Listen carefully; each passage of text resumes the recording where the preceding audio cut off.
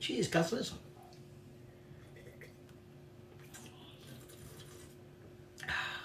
Lovely, light, crisp Chardonnay, lightly chilled. Mainly because I didn't put it in the fridge till a bit later, so it's not as chilled as it could be. Do apologise for groaning in the background. It's the wife watching football.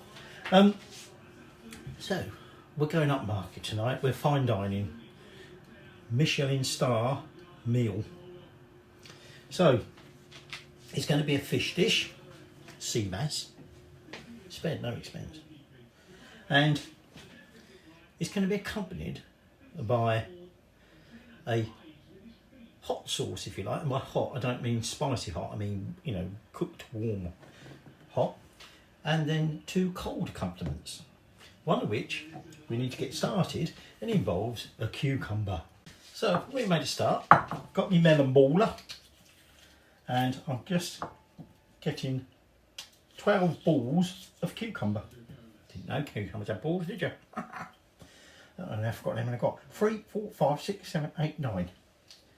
And we're doing this bit first, 10, because 11. We're going to then marinate these and chill them in the fridge. This is going to be one of the chilled dishes, and what we're going to do now is get some Lapland vinegar, and we're just going to soak them in that,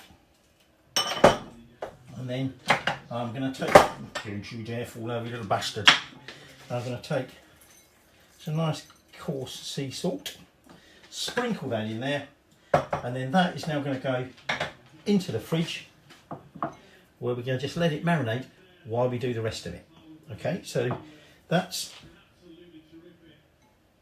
dead simple. Now, you're going to want, when we serve this, we're going to take some little sprigs of dill. Okay, just a little garnish. Okay, but we're not putting that in there. So I'm going to get that in the fridge, have a slug of wine, and we'll move on to the next bit. Courgettes. Now we're going to prepare one of the hot accompaniments. Okay, this is going to be with the courgettes. Now, usually we'd use just 3 courgettes of equal size, but I've got one that's a bit tired and manky, so I've just got an extra one here. And we're going to start just by removing the stalks. Okay, I'll trim that end off of that bit. Don't look too good. I'm going to trim quite a big bit off that because that's a bit manky. Actually, I think I might trim the other ends as well. Not that that one's too bad. And then what we want to do is de-seed them. So essentially just going to slice them into quarters like that, and then just remove, whoops, been a bit heavy handed on that there, just remove them seeds. Okay, and I'm just laying them in there for me, just get them somewhere to put them. And then once I've done all that, what we're going to do is just chop them up to equal size, and we're going to sweat them in some oil. Into my pan. Now I need to cover it, so it needs to be a pan with a lid. I'm going to put some olive oil, and then, like I say, we're now just going to roughly chop this courgette up into about equal sizes, and I'm just going to put the heat on. Get that heating up. Now we don't want to heat it too much. What we're trying to do here is soften it. We don't want to brown it, because we do want the sauce to be green. So if we're not careful, we'll end up letting it brown, which we don't want. So we're just going to get that all chopped, like I say, get it chopped in there, and then we're just going to sweat it for about 5 minutes. That bit wants to live on the floor, but it's going to live in the bin now, the little bastard. These are sweating in that oil for about 5 minutes. So what I'm going to do now is I'm now going to just cover it with some water, and we're going to add some salt, and then some fresh thyme. Okay, and this is where we're now going to cover that, and we're just going to cook it covered on a low heat, because again, remember, we don't want it browning, we want to keep the green. And we're just going to cook that away for however long it takes for it to get nice and soft.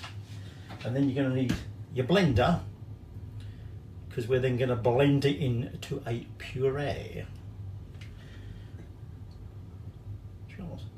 And while that's cooking, we're going to get on making a chorizo crumb to go onto the sea bass.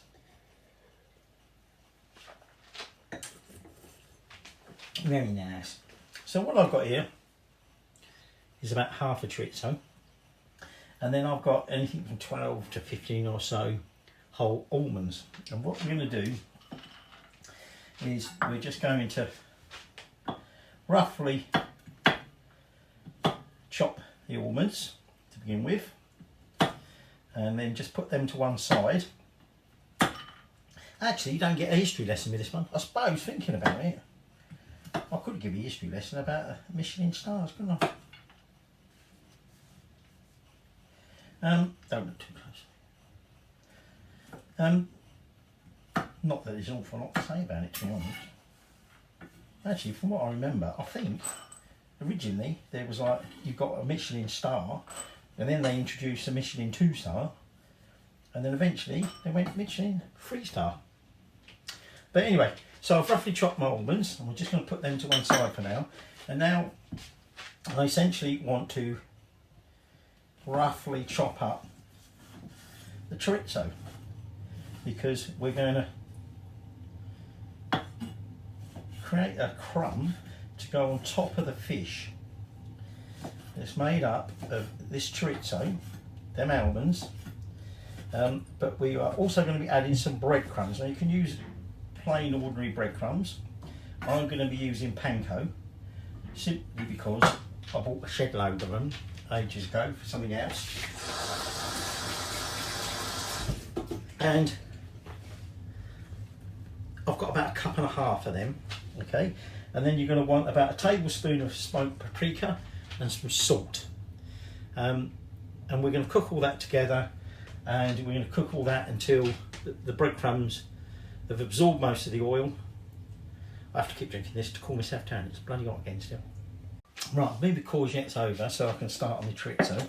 So I've given about a tablespoonful of oil.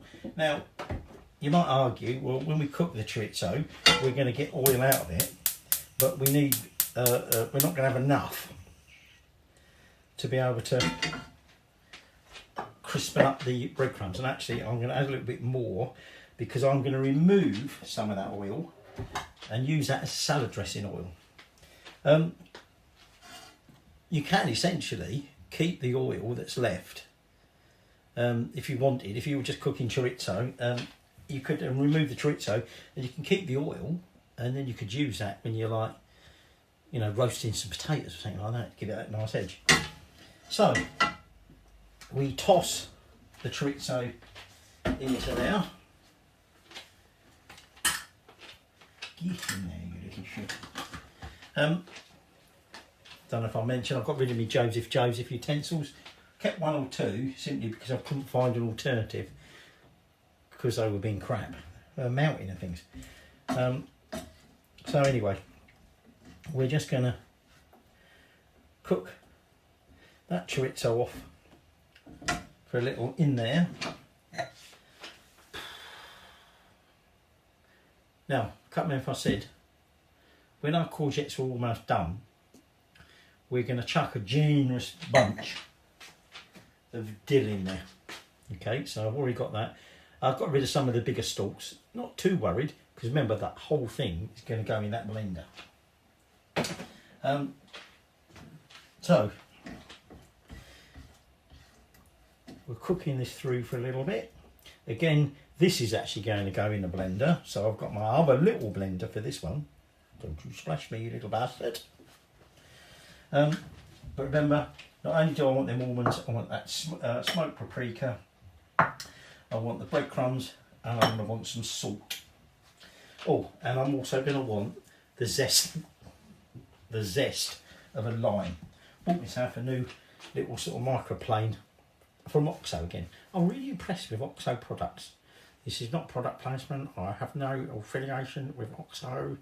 I've just used some of their products. They've been really good. I used to use Johnson & Johnson to one by one. They all proved to be crap. So far, Oxo have been proving to be very good. A bit expensive. Probably going to fall apart on me now, I've said that. And then we've got one part of cooking a fish, which we're steaming. Can't find my bloody steamer, so I'm going to make an improvised steamer. That could be fun. Means I've got to wash that up. We are going to make a white sauce. Now, we're not making a bechamel sauce. I'm going to turn that heat up on that. Take too long. Okay. It's going to be a cold sauce.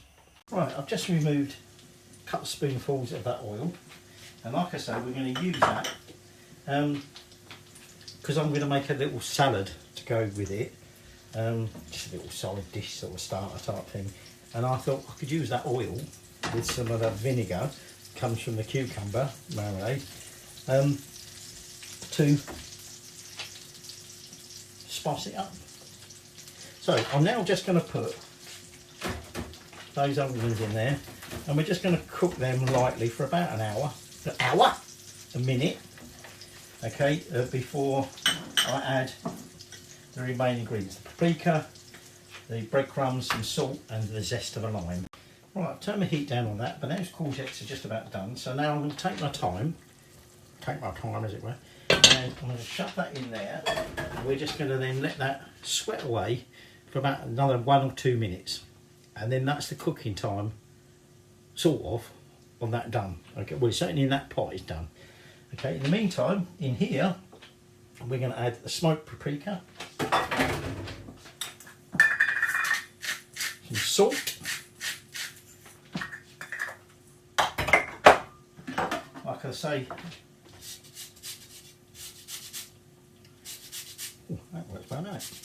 9 fingers on this thing, it's bloody sharp, I tell you. They give you a guard to put on it.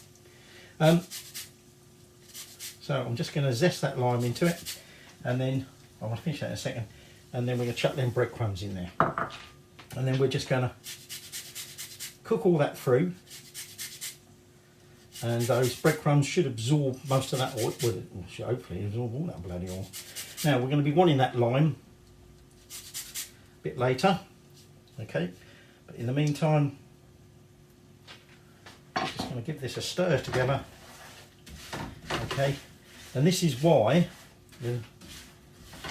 we needed that extra oil, otherwise there wouldn't be enough oil to soak into them breadcrumbs. In fact, I might even have to add a little dash of oil, I think. Let's see how we go. And like I said, what we want to do is just... From Forbes.com. Ask yourself, what is the ultimate goal of what you want to accomplish? What the bloody hell are you doing again? Obviously the paprika and the chorizo oil is already... Oh, stop going everywhere! Is already colouring up them breadcrumbs. But we want to carry on frying it, get them a bit crispier. Alright? And frying every bloody way. Okay? Right, that's probably had enough. Heat off. And what I'm now going to do is we're going to transfer that into the blender while we just let this carry on gently heating. So just letting that crispen a bit more. I've transferred all that into that blender. And now what we're going to do, and I left most of the water behind. Now if we find this is too thick, we can add some water, but we don't want it too runny. Okay, it is meant to be like a puree. Okay, I think this might be just about had enough, so I'm just going to turn the heat off of that. Just going to move that, and we're now, like I say, now just going to blend this up to a nice puree, and then we're going to transfer it into a saucepan so that we can heat it.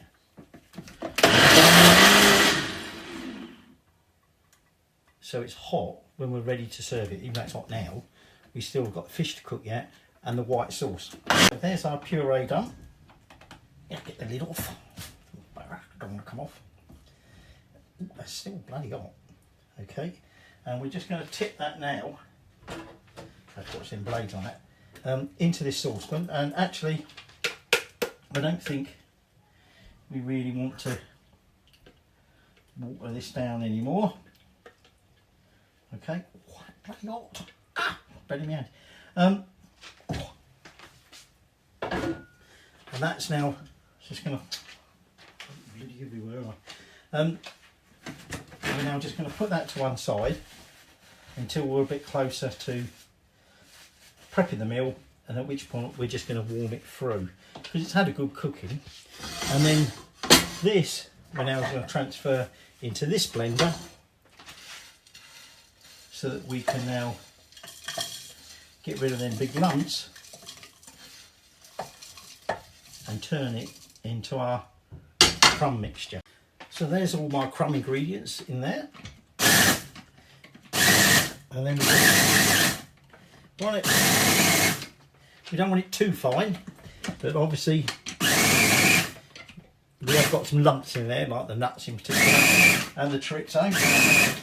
So I'm just going to keep pulsing that until it looks like we've got quite a nice even crumb. I think I'm going to give it one more pulse. And now that's our crumb done. So we've got our green puree there, ready to warm through. We've got our crumb done. We've got our, I was going to say carrot, fuck knows where that came from. Our cucumber marinating. Our final thing to make, apart from obviously steaming the fish, in my improvised steamer. God knows where I put that. So I've got some sea bass fillets there, but we'll cover that in a minute. What we're going to do first off is we're going to prepare this white sauce. Now, like I say, this is going to be a cold white sauce, so we're not worried about the fish not being ready. And then the fish won't take long to steam. And then it's just simply assembling the plate artistically. So before we steam the fish, we're going to make this white sauce. Now actually we're going to end up making a lot more than we actually really need.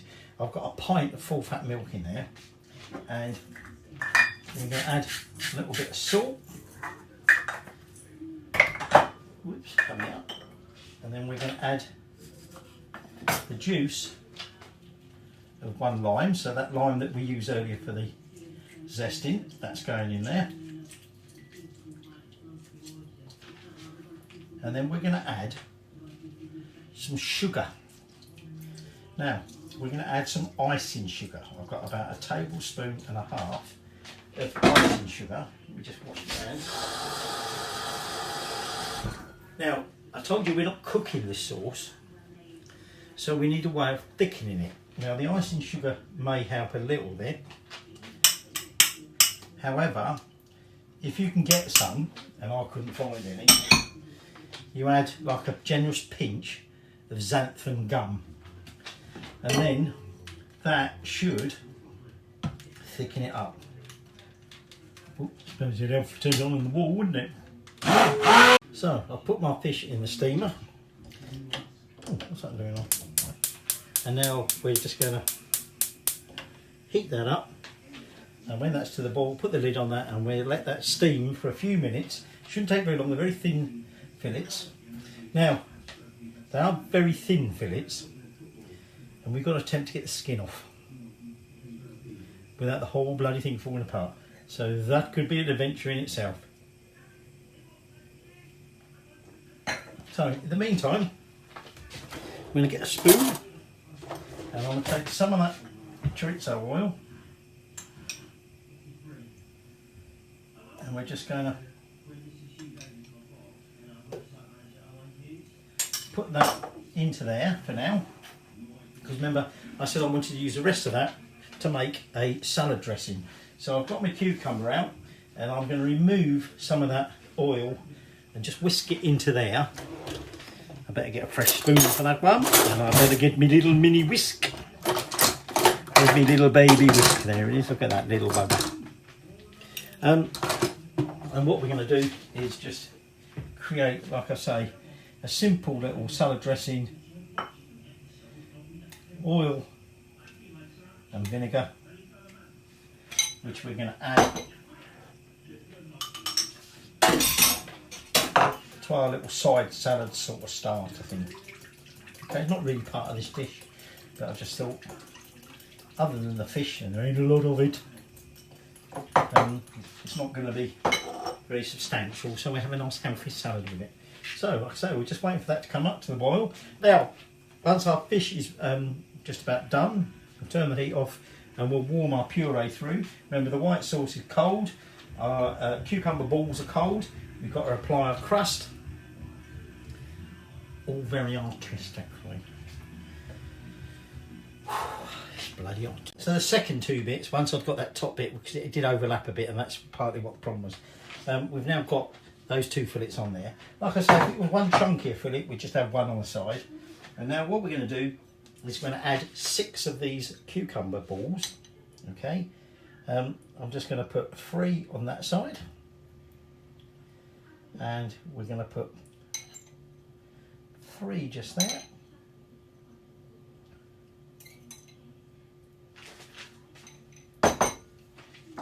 And then I'm just going to use a couple of those sort of tops of those dill on there. We're now going to, now this is ideally, if you had a chunkier thing, you would, before you put it on the plate, you would apply your crumb, because obviously we would like the crumb to be nice and neatly on the fish. But given how thin these fillets were, I thought if I try and apply this and then pick it up, the bastard's going to fall apart in it. So we're just going to apply the crumb on top. So it has made it look a little bit messy because it's sort of coming off the sides a little bit, which is just lost me a Michelin Star for a presentation. Okay, and then our final touch is to take some of that